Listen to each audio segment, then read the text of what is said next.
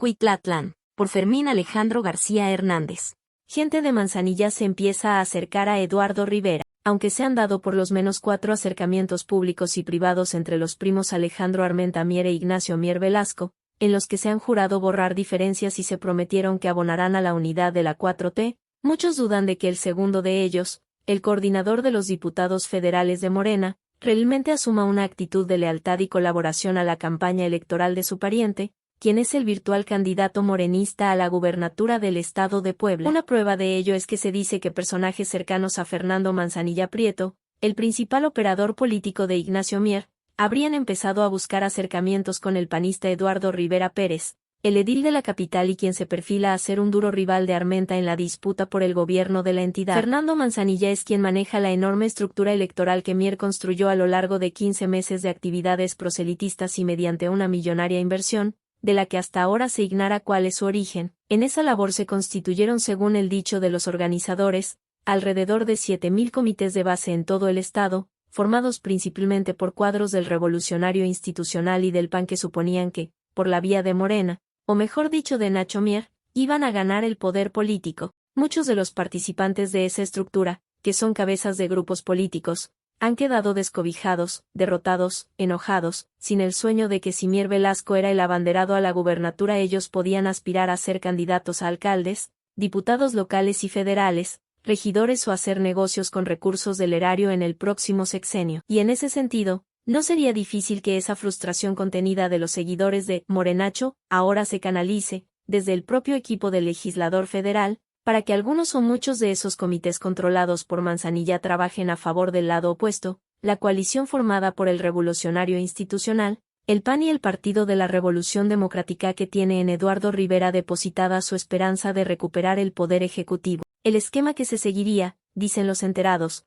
es que públicamente Ignacio Mier mantendría a lo largo de la campaña electoral que se avecina una actitud de supuesta lealtad, disciplina y colaboración con el proyecto de la 4T de ganar por segunda vez la gubernatura de Puebla, pero por abajo una parte importante de la estructura electoral de Morenacho podría jugar a colaborar con la oposición, con el propósito de derrotar a Alejandro Armenta, quien ha sido el rival político de Mier a lo largo de los últimos 20 años, periodo en que se ha escrito una larga historia de enconos entre ambos personajes. Si realmente se diera ese comportamiento, Mier no tendría nada que perder. El actual diputado federal tiene garantizado que va a ser el candidato de la primera fórmula, al Senado de la República y que, pase lo que pase, va a ser parte del Congreso de la Unión en el siguiente sexenio. En el hipotético escenario de que Morena perdiera la votación estatal, él accedería a la Cámara Alta por la vía de la primera minoría. De ser cierta esta versión de que una parte del equipo de Manzanilla ya está buscando tejer alianzas con la oposición de Morena,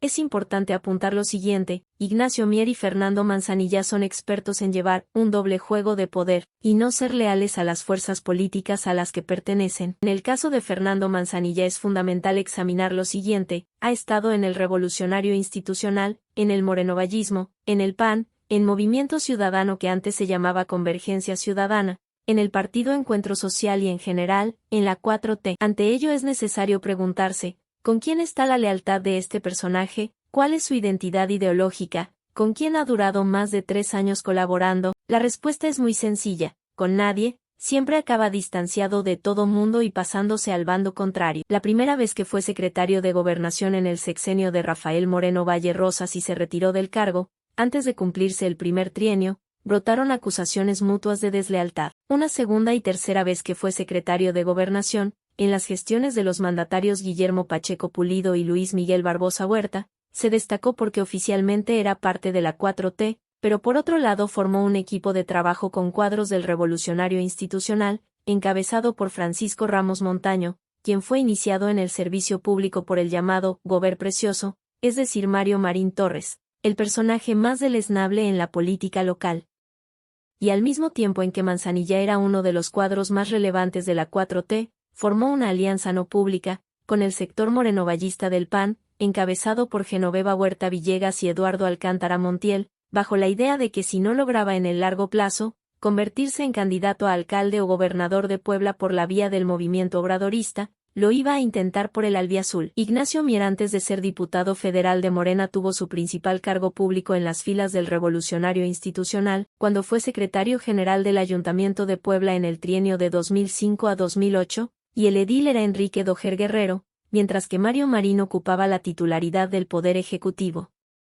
Esos 3 años se caracterizaron por algo peculiar. Mario Marín y Enrique Dohugue eran las dos principales figuras del revolucionario institucional poblano y aunque aparentaban cordialidad, respeto y colaboración, en realidad se detestaban mutuamente y cada uno de ellos hacía hasta la imposible para desestabilizar a su contrincante priista. La relación ya era mala desde que eran candidatos en el proceso electoral de 2004. Aunque caminaban juntos y hacían campaña unidos, cuando coincidían en la capital, se sabe que de los dos cada vez que podían, intentaban hacer fracasar a su compañero de partido. El trato entre ambos entró en su peor deterioro cuando a Mario Marín le cayó el escándalo del llamado Lidiagate, que hundió para siempre su carrera política. En ese momento crítico, en lugar de que Marín encontrara respaldo del alcalde de la capital, por lealtad de que eran los principales líderes del revolucionario institucional, descubrió que Doher abonaba la idea de que el mandatario estatal fuera destituido como cabeza del Poder Ejecutivo y él se ofrecía a ser un posible gobernador interino. ¿Quién era el principal asesor de Enrique Doher que lo llevó a adoptar mucho de ese comportamiento? La respuesta es sencilla: Ignacio Mier Velasco. Por eso Alejandro Armenta debe entender que, sus rivales en la contienda interna de Morena, es imposible que hayan cambiado en tan poco tiempo.